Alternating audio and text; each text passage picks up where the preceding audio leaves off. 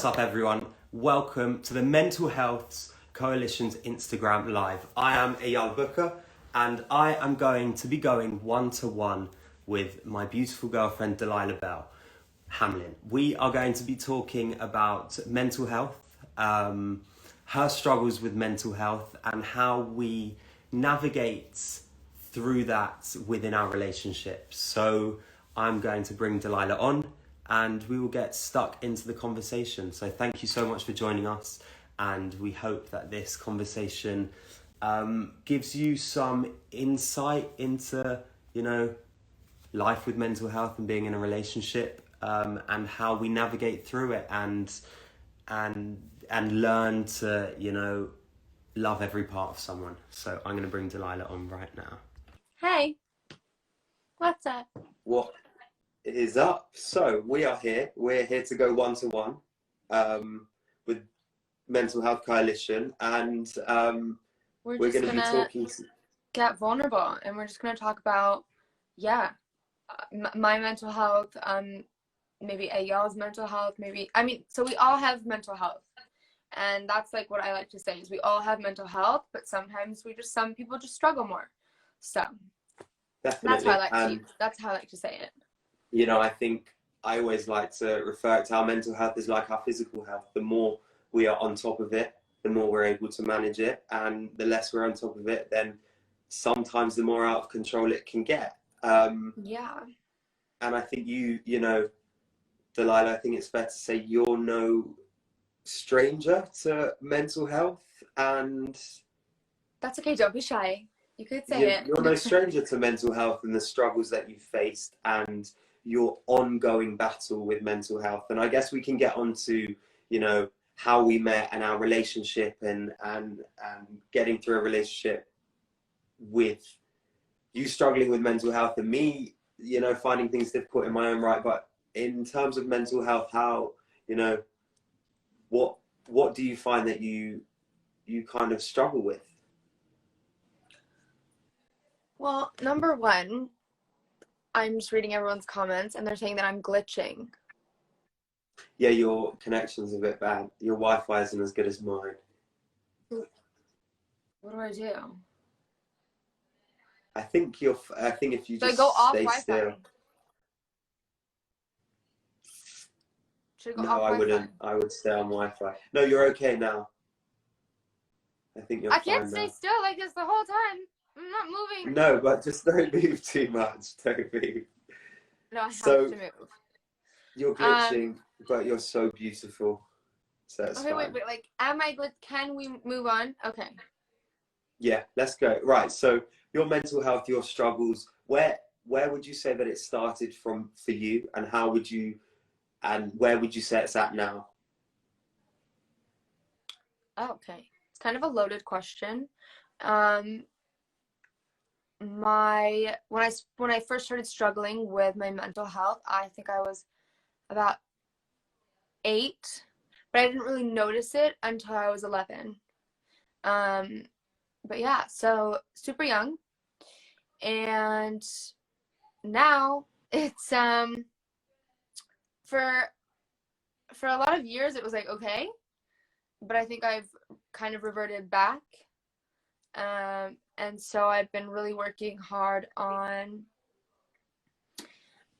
just trying to better my mental,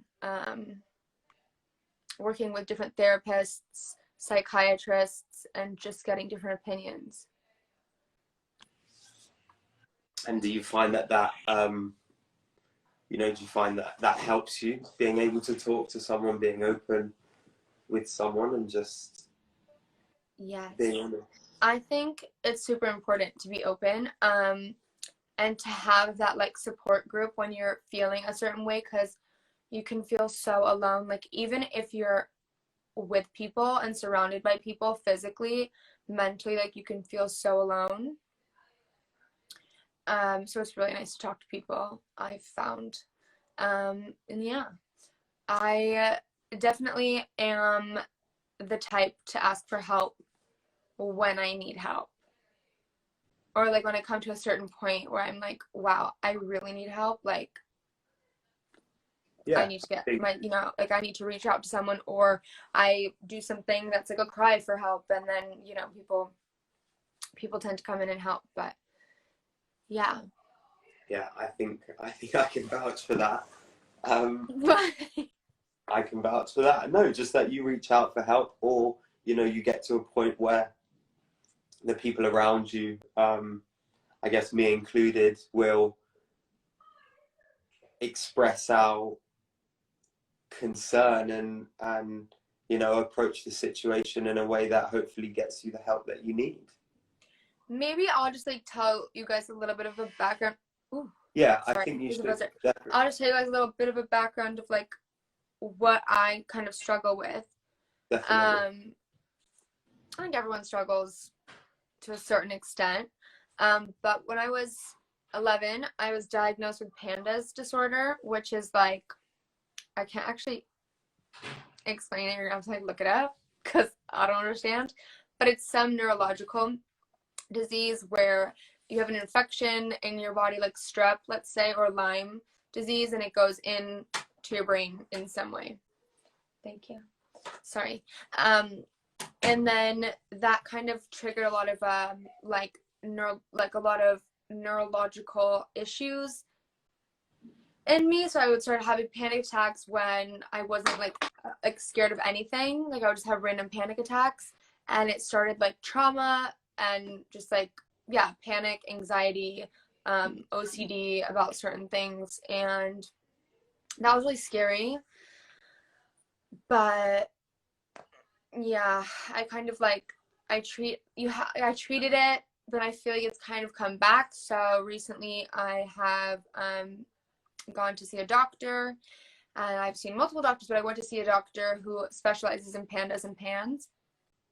And we did a bunch of blood tests, and hopefully I can see my results soon and see like what is triggering these panic attacks, what's causing me to like revert back to when I was 11 in 6th grade.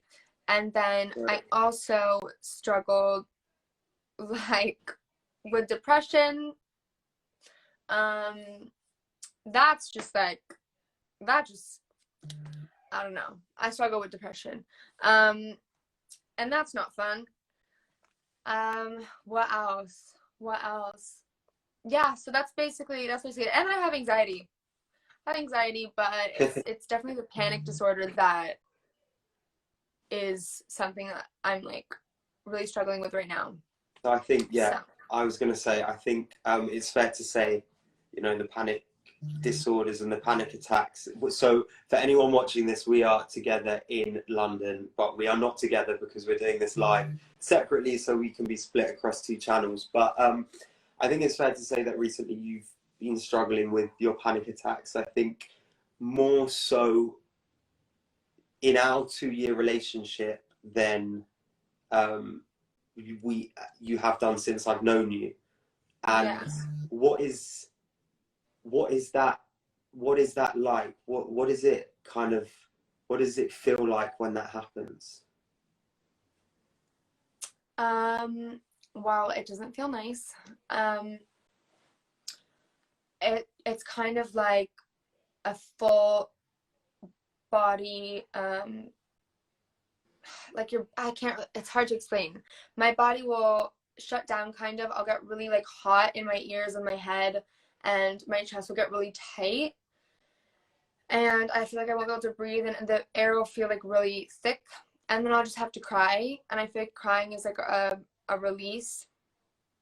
And then my right hand starts to shake a lot, and then my legs sometimes tremble like a lot, and then I get nauseous. And it lasts for me about an hour, over an hour. It's not usually a short one. So, but they're triggered by like the smallest things, and sometimes I don't even know what's triggering them. Like they'll just happen. Yeah, I think Yeah.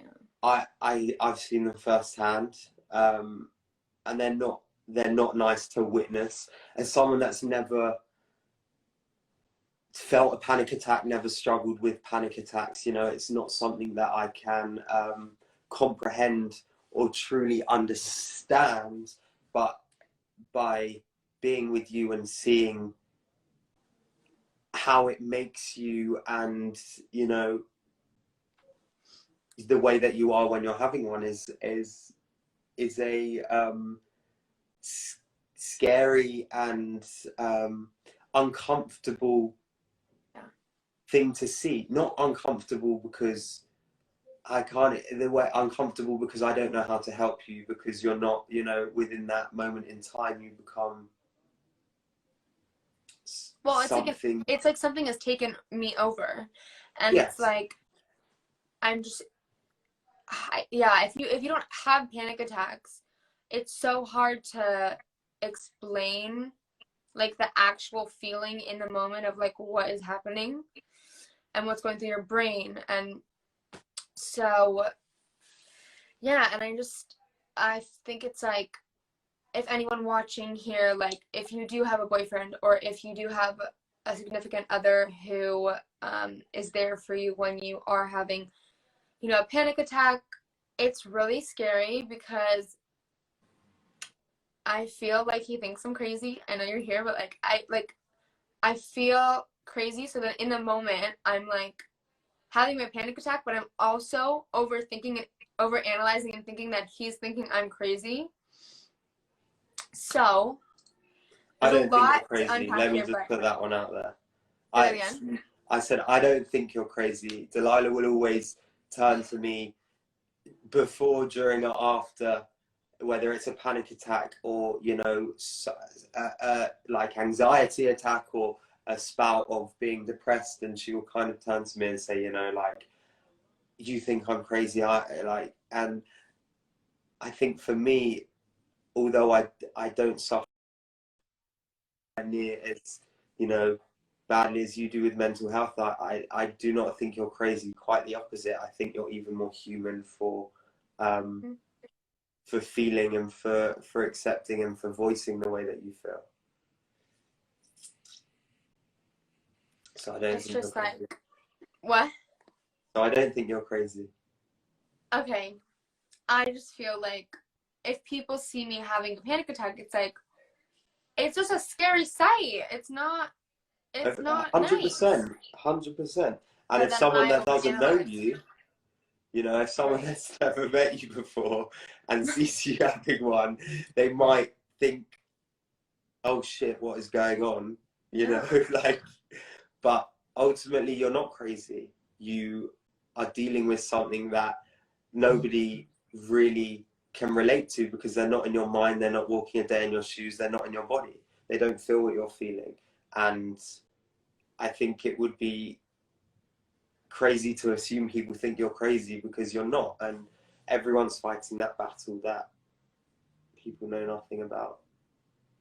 So someone's saying, what do you do for your panic attacks? I haven't really gotten that one down yet. You're trying. The other day we stopped on the side of the country, like on the side of the road in the countryside, and I think it was your idea to pick flowers, or was it my idea? I don't remember. I think it came from. I don't know. It was a state Yeah. of panic, guys. That was, yeah. Yeah, so we were in the car and I just couldn't, I don't know. I can't really explain. Yeah. I just think, couldn't handle it. And I was just crying, and then I was trying to breathe. He was telling me to breathe. So what I do when I'm on my own is like I'll put a cold towel on my chest or on my forehead or behind my neck or on my forearms. Or I'll just like try and breathe, which doesn't actually help. I find ginger chews really therapeutic. I know that, yeah. I know that sounds kind of weird, but yeah. And then I just try and wait for it to be over. yeah, I think we somehow try and take your mind away from it. Sometimes it works better than others. By doing things, you know, we got out of the car, we stopped, you got in some fresh air, that didn't help. We got back in the car, It didn't help. we tried to breathe, that didn't really help. We got back out of the car, we then saw this flower that we had been talking about for a few days, and we went over to it and we were Okay, debating. it was not the same flower, but okay. No, Okay. it was At least you got my similar. mind thinking about something else. We thought it was the same flower. Then we went over to it. We were going to pick it, and then we decided not to pick it. And I think, you know, again, I cannot put myself in your shoes because I don't know what it feels like. But from my perspective of an outsider looking in, when we do things that change your perspective and take your mind off of the very, very present moment, occasionally it seems to divert your attention. And even though your panic attack then was, it had settled, but it was kind of lingering. And then we got back on the road and we were driving because we went somewhere and we started shouting out. We started shouting in the car and like shouting out What the are you window. saying?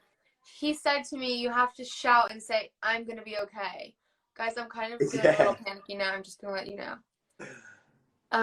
We were screaming. You were screaming out the window, I'm going to be okay. And just those little things. But you're fine now. You're fine. Yeah. So I'm going to, I just saw a comment about medicine. So I'm going to, sorry, there's a buzzer. So I'm going to try and break the stigma, or at least try to break the stigma on medicine for your mental health. I've been on medication since I was 11. I don't think I've said that on Instagram yet.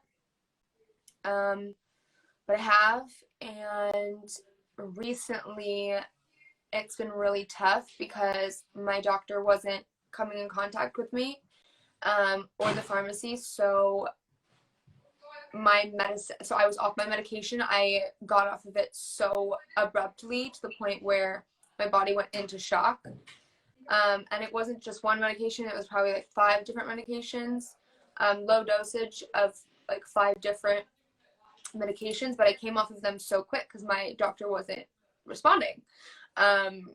And I was traveling, and so that's when the panic attacks kind of started to happen again. And they've just been like every couple days since. So I've been seeing a psychiatrist, and I'm so like thankful that medicine exists, honestly, sometimes, because sometimes breathing is great, and yes, breathing is great, meditation is great, but at the same time, sometimes it's a biochemical thing, not so, you know, sometimes you might need that medication. So it's always good to talk to a doctor about that, and see if you are eligible for that. But yeah, at the same time, the beginning of our relationship, I found it really hard to take my medicine in front of Eyal.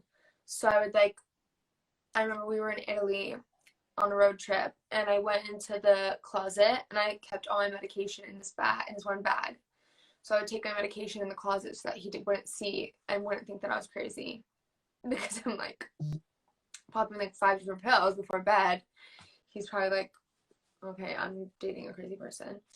And then, you know, I was doing that for like a while until finally I was just like, so I would like, when he was in bed, I would go like crouch over in the corner in our room, or like in his room.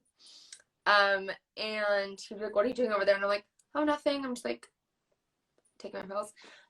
So I think it's like there's definitely like a stigma around it. And yeah, I don't know. Look, I think there's definitely a stigma still around mental health about medication, and you know, everyone has their own opinion of it. I think for me, it was always about honesty, and I think that's always been a big thing in our relationship. And although you kind of hid taking your medicine, you didn't hide it in a way, you know, you were not honest about your mental health. And I always knew I think I've always been kind of open. Yeah, and I always knew, you know, getting into our relationship, that was something that you struggled with. And it was part of what I was signing up for when, you know, we decided, and I asked you to be my girlfriend, and we decided that we were going to try and make a go of this, was that you also struggle with mental health, and it's not always going to be smooth sailing, I think. But then again, you know, what is smooth sailing in this life? And as we said at the very beginning, everyone, obviously there's a spectrum of mental health, and some people are a lot further down it than others, but yeah, who's to say that your problems and our struggles with mental health that we've overcome are harder or easier to overcome than other people's? And so I think, you know, I think a question is, and maybe I think some people are asking that, but how are we there for each other when it comes to mental health? How would you answer that? What? How would you answer that? Well, I know that you like, okay, I mean, do you want to say that sometimes What? you have anxiety? Oh yeah, for sure. You know, look, 100%. I'm not ashamed of it, and I speak about it on my Instagram. You know, I suffer with anxiety myself. I find I am learning to manage it, and I believe that it is. I don't have an underlying level of anxiety that is always there, but when I feel anxious and I suffer from anxiety, it's definitely there.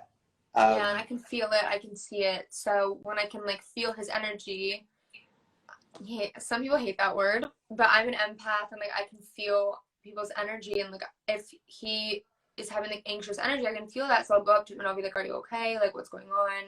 How can I help?" Well, I try Yeah, to. I try my best to you check try in. your best. And that's all we can do in this world, and you do a great job at it. I think I'm very aware that my anxiety is triggered through a lot of things that I actually can't control. And in realizing that I can't control them, it actually allows me to, you know, start to suppress some of that anxiety, and recognize that, you know, if there's nothing I can do about the situation that is causing me anxiety, why am I feeling anxious towards it? And I think Right. for me, the biggest thing, and I think you can agree, but for me, X is the biggest medicine for me in terms of my anxiety. And it doesn't work for everyone, but because I don't suffer severely, fitness keeps me on the kind of straight and narrow, and allows me to have a clear head. And when I'm not feeling clear-headed, I take myself to the gym, or go on a run, or do a workout, or do something that allows me to feel less anxious. So like if I'm having a panic attack, like there's not gonna be any working out there for me. You That's don't what want to happening. come on a run? So uh, No. I could run, but like I would really run far. um, Um, how am I so there for you? I think okay. I think I try and talk to you about what's going on. I think I try and not ask too many questions when I know that you're struggling, and as long as I make sure that you know that I'm there for you, then I try and not push it on you too much to talk there and then. Right. Sometimes I can't talk, so but yeah, um, you're supportive, and I mean, yeah, you're pretty supportive Yeah, when I'm crying and stuff. The hugging helps a lot. yeah, And like last night, I started to feel panicky, so I just kind of rolled over and was like, I'm gonna fall asleep. I said, okay, if you like rub my back, and he rubbed my back, and then I just fell asleep, and then the panic went away. So that was really yeah. nice.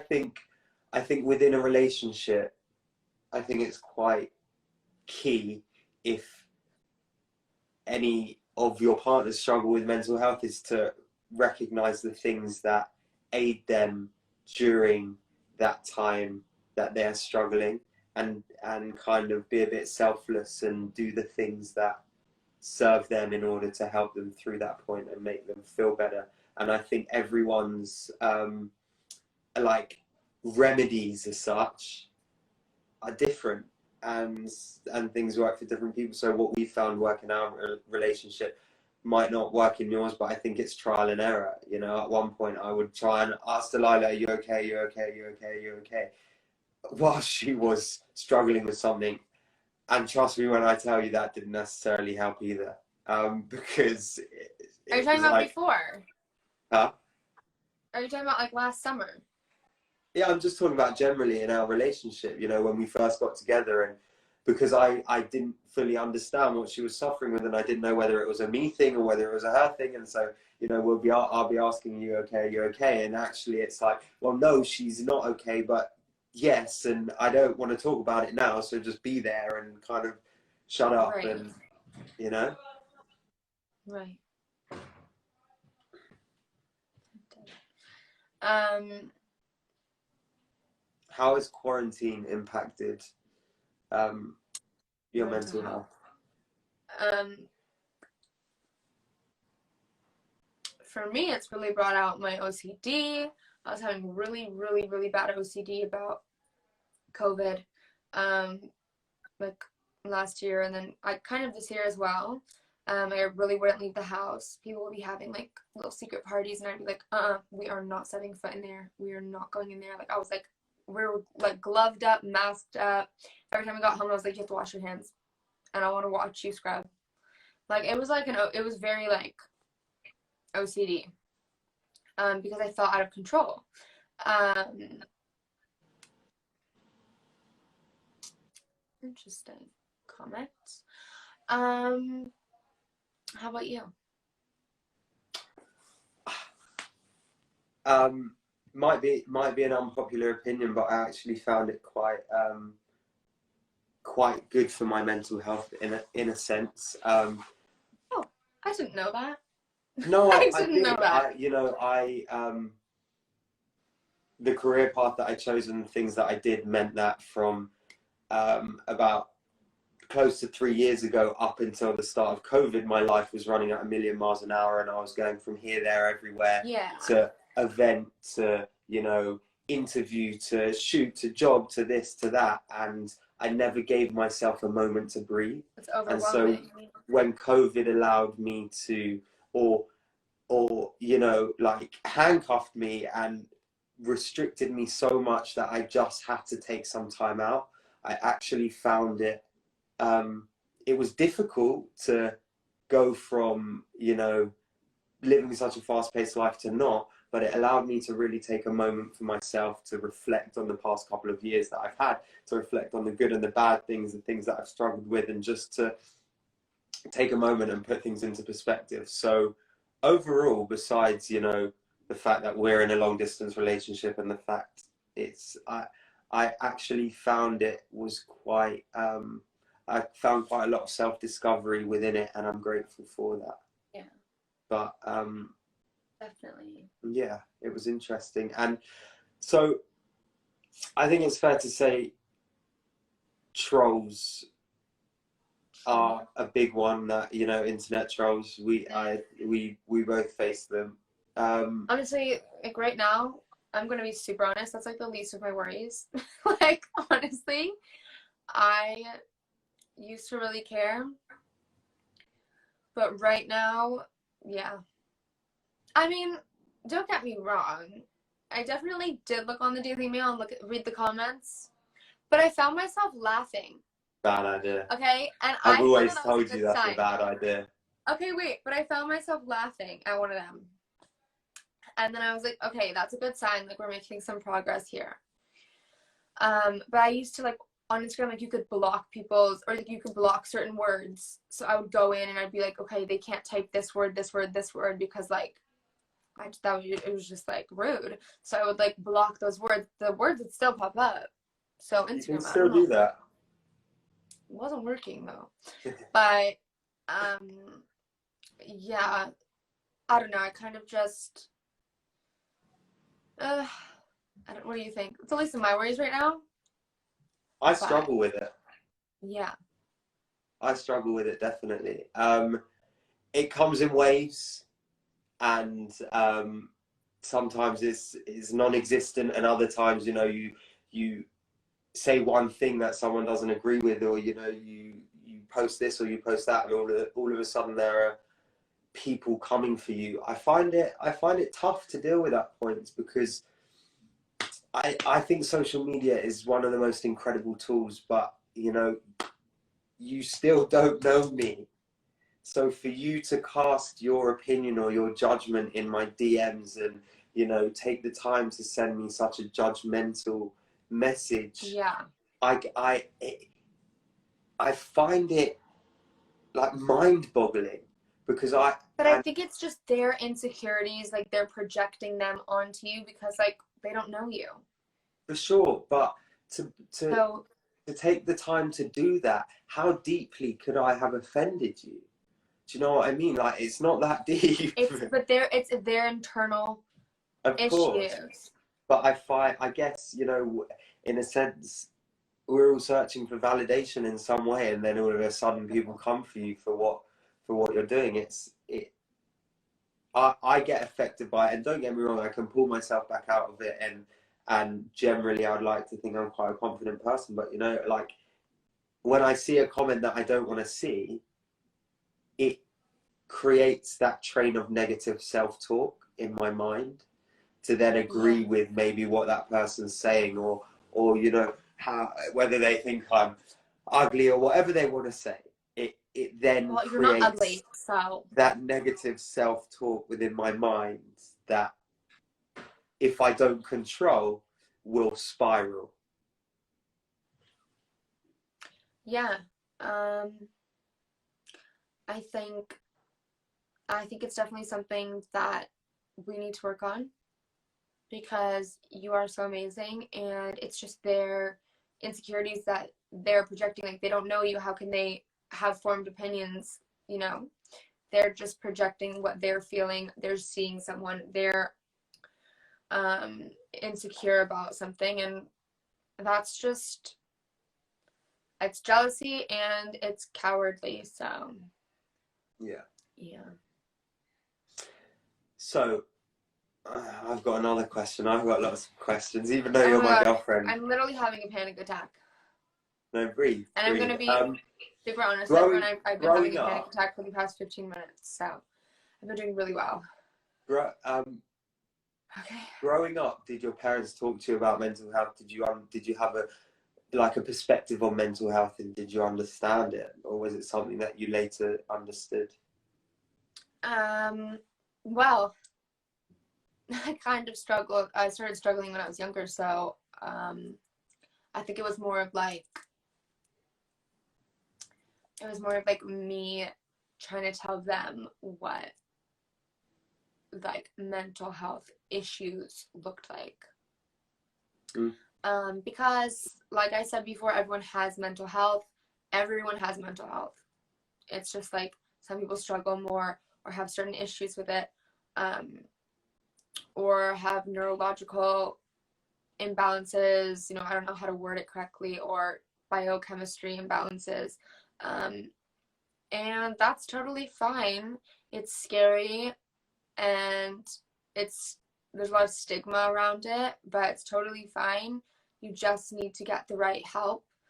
Um, but I really struggle with like feeling like it's fine because I just felt like I had to kind of explain that I was struggling. I mean, you could tell that I was struggling, you know, you could see it, but if you don't feel the way that I feel, there's no way I can like explain it. Um, yeah. So it makes you feel really alone. That's definitely one thing. So that's why I think it's really important to talk about it. Um, and like in the US, I feel like, or in LA especially, I feel like everyone has therapists. Or I feel like it's just much easier to talk about your mental health in LA, and then you come to London, I feel like, oh, it's a bit more stigmatized here. For sure. Um, I so I agree. I think the UK, England, United Kingdom has more stigma surrounding Which I think is mental so health. interesting because, I mean, if people talked about how they felt more, like maybe there would be less, so sad to say, but less suicide rate. I And think you know the stigma is around. People talk here. There's no doubt about that. But it's what do they really talk about? And I think the stigma is around having a therapist, a life coach, someone that you talk to and confide in that is outside of your circle. And I think in the US, from my perspective as an English I love person, my therapists. it is more. It's Therapists, plural. I'm you gonna say know, that. yeah, but it's more prominent. It seems like every person over like managing life has somebody that helps them with that life management, whereas in the UK Well, it is a bigger stigma. yeah, but so some people in But the UK that have stig life coaches. Sorry. yeah, that stigma is being It's broken being down here broken. in the UK, Yeah. for sure. Um, so some people, I've heard this word like life coach. We don't really, I mean, maybe we do and I'm just not aware, but like we don't really use that term in LA. We kind of just say like, oh, my therapist. But okay. No, I Whatever think makes you they're feel two more comfortable. different things No, but though. I understand that it's two separate things and I you're have a trying to tell life me, coach, okay, FYI, and this is baby, what I she's understand referring to. you say you talk about the present and the Yes. future, but I think a lot of our issues, just just in general, not saying you, I think a lot of our issues stem from childhood traumas or traumas that you kind of have been through that you didn't realize were traumas. Um, and I hate the word trauma, but Yes. wait, So let me my talk. Let me talk. I hate the word trauma because he hates when we talk about this. I hate the word trauma, but like no, I don't I hate when we think talk that about it. I think that yeah, I I forgot what I was saying, but so I a have lot of it stems from when you're younger. So it's good to talk about. I'm not saying you. I'm saying in general with people, like it is so great to talk with a therapist and kind of try to uncover like what was that turning point that led me to feel like this? Like what why do I feel like this? And yeah, when I was younger, like maybe there's something being blocked that I don't remember. And like I've tried hypnotherapy. That was crazy. But yeah, I'm being we should bring oh yeah, are you bringing in a doctor to your yeah, one-to-one tonight? We should bring in the doctor. Dr. Ali in. Dr. Ali Sharma is going to come and we will let her introduce herself because she can definitely do it a lot better than we can. So she is incoming right now. Oh my Please God. welcome Dr. Ali Sharma. Did that work?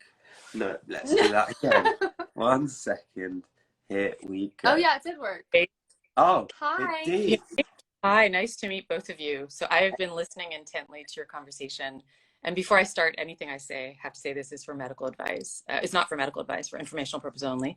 But you've covered so many topics. And I just want to start with you, Delilah, because what you articulated is something that I think is so important to talk about, which is that when people are experiencing mental health symptoms of any sort, there can be so much shame around it because it feels so unusual and different from what's going on around you or how people appear to be experiencing things differently. And it can feel very lonely. And you said something like you think people might think you're crazy because you have medications or because you're having a panic attack. And that in itself is so isolating. And Eyal, what struck me about what you said is that it sounds like you have sympathy and compassion for your partner, but also for mental health because you've had anxiety yourself. And that's why we're doing this. It's so important to start there, to destigmatize these things that are actually intensely human, right? Having anxiety, even having panic attacks, they're really common, but they just can be so confusing. I mean, so many people often think they have a heart attack, right? When they have their first panic attack, because it can I feel thought I was like, having a heart attack a couple weeks ago. yeah. I was in bed really Googling. I was really Googling what was going on. Yeah, exactly. Yeah, Feel so Yeah. different. And like you said, like, how do you find the words to explain to your partner? Well, fortunately, you don't have to do that. We can lean on clinicians and experts to do that, but we need to do more of that, to talk And about then it. it's like, how do you start the conversation between the expert and your significant other? Like that's also a hard thing to do. Like, hey, hey baby, like, do you want to come sit down and talk to my therapist so she can explain what's wrong with me to you? Not what's wrong with me, I hate, like, I don't like to say that, but, or what's going on with me to you, like. So it's just kind of an awkward thing to, yeah, to talk Well, yeah, about. even in the moment, Delilah, like when you said, I've had a panic attack for the last 15 minutes. Oh, I'm still having one. Okay. So actually, what I wanted to say is if you are, like, do what you need to do, right? Because these conversations about mental health can also be triggering to anyone watching, to you talking about it. So whatever you need to do in the moment, like if you need a break, Eyal and I can talk, just take care of yourself because it is hard. And I think it's amazing that you're powering through it in any case, but you don't have to. So if there's anything you need to do now, I would say do it. If breathing helps, helps. If grounding helps, helps. But like back to what helps a panic attack in the moment, it is different for every single person. And I would say to people out there who are listening, you need to figure out what that is for you. And you can do that by yourself, experimenting with different techniques. You can do that with a therapist or a psychiatrist. Sometimes things like breathing or grounding techniques, or even calling up a loved one, can be the answer to abort the panic attack. But oftentimes that may not be the case. And that's where, you have to figure this out with your provider, but medications can be a tool in getting there. I know, Delilah, it sounds like you're trying to figure it out and get this under control. Yeah. And once you do, you'll feel better. And sometimes that is a process. But it can be a combination of behavioral techniques, grounding techniques, breathing, relaxation, and maybe medications. Yeah. Yeah, it's just, it's also not nice to, I've never been open about like taking medications, but it's not nice to feel like, oh, wow, I'm taking so many medications. Or like it feels like I'm taking so many medications. And it's like sleeping at a friend's house, like that's so weird. Can I ask that? Because it sounds like you feel a certain way about it. And you I are definitely do, yeah. Yeah. Definitely do feel a little bit crazy, a little bit alone. And yeah, I just feel like it's weird. And when I'm speaking to my therapist and I'm just like, I'm so weird. Like, that's so weird of me to think this way. Like, why am I thinking this? She's like, that's not that weird. I'm like, well, maybe like in my like immediate friend group, like that is weird. Like, I feel like these other people aren't thinking that or feeling this way. Well, that's right, because actually you don't know in the end what other people exactly. right? Exactly. Know what you're thinking. However, I think the work starts there, what you're describing, like inside. How do you feel about what you experience? How do you understand it? And how do you come to the point of acceptance? Right? That's part of the stigma as well that we're trying to change, because it's like, I think they call it self-stigma, right? The stigma that you carry inside about what you have, right? And I'm trying to overcome that. So that's what I'm working on right now. One of the things I'm working on, because I really think that other people are viewing me as a certain way.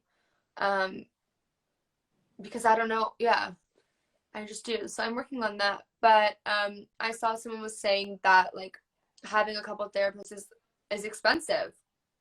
And like maybe can we talk about that? How to find like good resources if you don't have the means to pay for it. Absolutely. So look, obviously, I mean, I know you're in the UK, but let's talk about the United States for a second. There are now more affordable ways to get help. And I think I always kind of put out there that if you're in crisis, there are hotlines that are for free. There's many examples, many different types. So that's the first place to start if you're in crisis. But there's, you've seen there's probably more digital interventions that are coming up. There's more money going into the space. So the two ones that are common are Talkspace and a BetterHelp. And some of those options of services are text-based, which people like. So if you have panic attacks and have a lot of anxiety and you need kind of someone immediately to talk to, that kind of arrangement might be better for a young person who likes to text. There are other people who would prefer to be in office with someone, to the extent that you can during the pandemic. And I would say, start with your health plan. ZocDoc is great in the United States to figure out, who is covered by your health plan. You can also go through your health plan, but outside of it, those other two options are a good place to start because they seem to be less expensive. And maybe that's a way to start. I mean, the other thing is more and more primary care providers are providing treatment within their clinics, and it's a good way to start. If you feel like it's expensive, but you know that your doctor is covered, I would start with your GP or a primary care provider because they are, often prescribing medications or can refer you to someone in their network or someone to get help with. And then you guys mentioned coaching. So yes, coaching is a different discipline. But it can be intensely helpful because when I, as a therapist and psychiatrist, I'm helping someone, I look at the entirety of their life, not just the symptoms and their functioning. That's important, of course, but I look at what are the stressors? What are the things that are causing stress, or what are the patterns? Why are they getting triggered? What is that pattern? Work on that.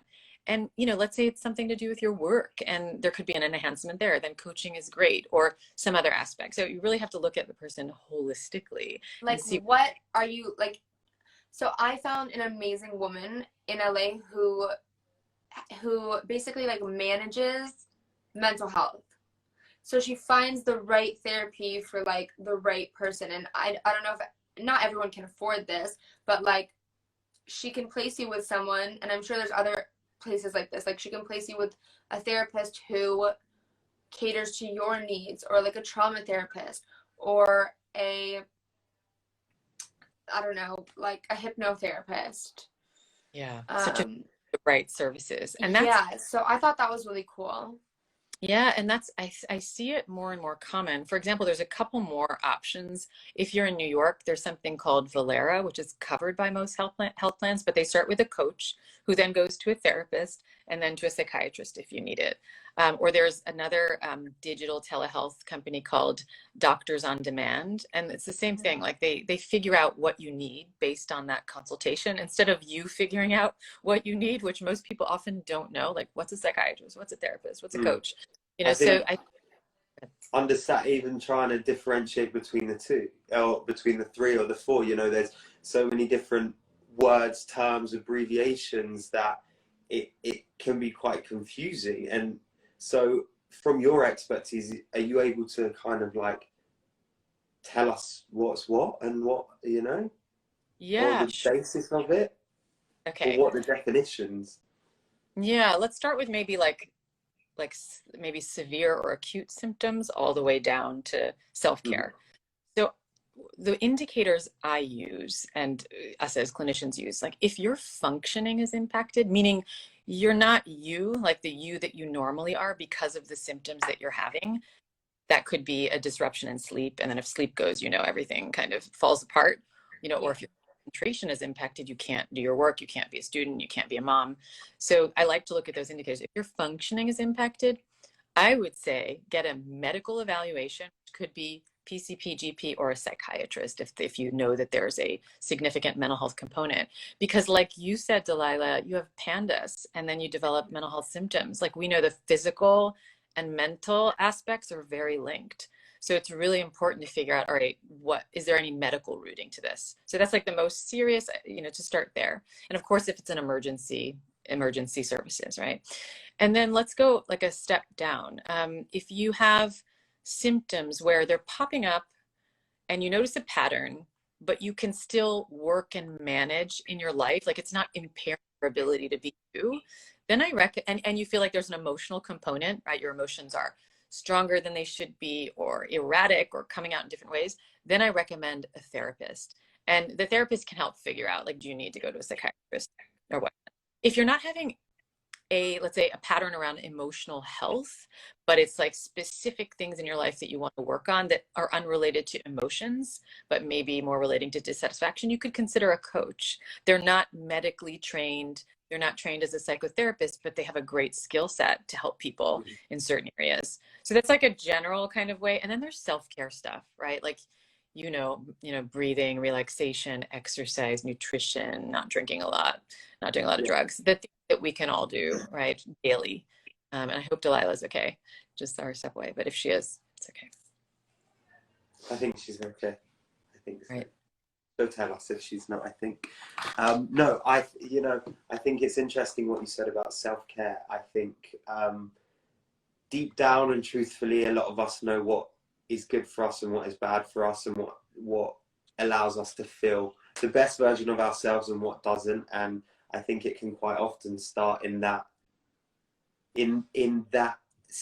little bit, in order to then help us move forward or hinder our progress or our growth or our understanding of something. If I go out and I drink and I have a heavy weekend, I know I'm going to be anxious the next week. I know that Monday and Tuesday, I am going to be talking to myself in a negative way. I'm going to be feeling anxiety in my body and in my chest, and it's not going to be nice. But I have to remind myself that the reason I feel like that is because of what I decided to do that weekend, and that it won't last forever if I get myself back on track.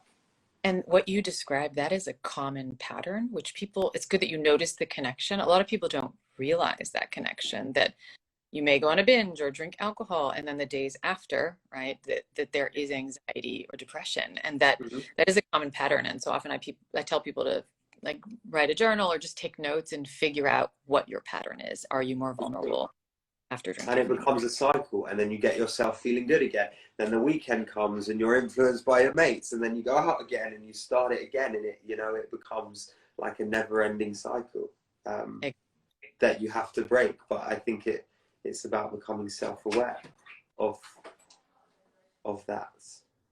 Yeah, and I think awareness is, like, if you're talking about self-care, as you mentioned, awareness of so many things is a good first step to build, because a lot of people don't have awareness of how they're feeling or what impacts their mood and mental health, also their happiness and satisfaction.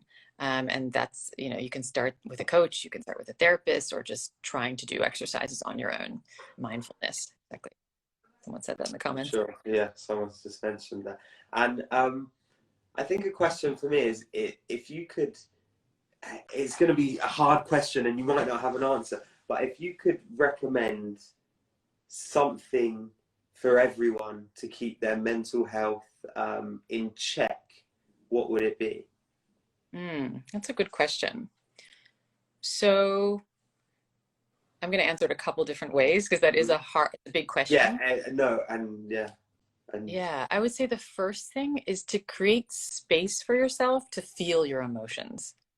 A lot of us, and the way we work and the way our lives are structured, are so busy, distracted. There's a lot going on. We may even distract ourselves with friends, drugs, alcohol, other things. And the first step is like having the space to just be with yourself. That may sound like silly or insignificant, but I actually think it's very significant, because if you don't create space for yourself just to be alone, could be a walk, could be just an evening off, you can't sit with your feelings all the time, right? If you don't have that space. So that's the first step. I think the second thing is maybe understanding, and that comes with storytelling, like what the two of you are doing, talking about your own experiences with mental health, listening to other people's stories, knowing that you're not alone, because even Delilah, what you experience, a lot of people experience that. And it's hard, of course, but the more we can connect on it, the easier it is. And part of that is being able to articulate how you're feeling. And that could just be like, I'm having a panic attack, or I'm feeling bad, to someone you love. And it sounds like you guys do that, and you're able to have that conversation. There's still many out there who harbor it inside of them, and then like pressure that builds, or just there's so much shame, or it's hard to talk about. So I think that's the second thing. So it's like awareness of how you're feeling, or creating that space, and then talking about it, verbalizing, getting it out of your body. Yeah, are you okay, Delilah? You don't have to answer. You don't have to sit with us. Do what you need to do. I've been trying like this whole time. I don't know why. Okay. I've been trying not to have a panic attack, and it just kind of started and really happened. Yeah. I'm so sorry. But What do you need right now? Do you want us, we can also end the conversation, or It's okay. You guys talk. I'm just gonna listen. Or you can ask me things, and if I talk, then it will be better. But it's embarrassing, definitely. yeah, it was also okay to cry, and it's okay to feel this way in the context of how you're feeling. It's But really, like, why am I having a panic attack during like talking? Like, I guess talking about it is triggering, but like it's just so strange. This whole entire life, I was feeling it coming on, and now I really am feeling it. yeah. Well, and I think that's part of it, right? It comes, especially panic, it comes on when you don't expect it. You don't have control over it. It can take over, right? And it's an example right here that's what's so difficult, because you don't know when it's going to come on. So, but it's okay. You're good. Okay. Yeah. You are good. She said it. Okay, guys. I think we've covered a lot in the space of an hour. I think, Delilah, you've been incredibly open and vulnerable and honest, and I've enjoyed talking about our journey. And thank you, Doctor, for coming in, sharing your insight. I think you added a lot of value to this conversation and summarized things, and explained things in a way that maybe we can't get across like you can. So thank you for that. Of course. No, thanks for having me. And also thanks for opening up. I know it's hard, but it's really important to do so. And Delilah, this was about you. Any final words to people out there? I know you've got a lot. Words. There's people Any final struggling. words is that it's not about me. It's about everyone that is struggling. It can be really scary to feel alone. So definitely reach out to someone. Like, if you don't have the means to pay for it, like, there's definitely certain resources, like doctor was saying you could text, and I think just talking to someone is like really important. Agreed. Yeah. So, Because I feel like I'm dying right now. So, you're not dying. and I know I'm not, but I don't feel good. Really having a scary time. Yeah. So, hopefully you can like connect right after this, or do what you need to do to feel better. But We will. doing a good job. Yeah. Sorry, guys. I guess we will end it there. But thank you for everyone tuning in, and to Kenneth Cole for having us on the Mental Health Coalition. And there is that support that has been pinned. If anybody is struggling, then you can reach out there. And Delilah, I will call you right now. And thank you, Doctor. I'm so embarrassed, you guys. Sorry. Bye, guys. Bye. Thank you.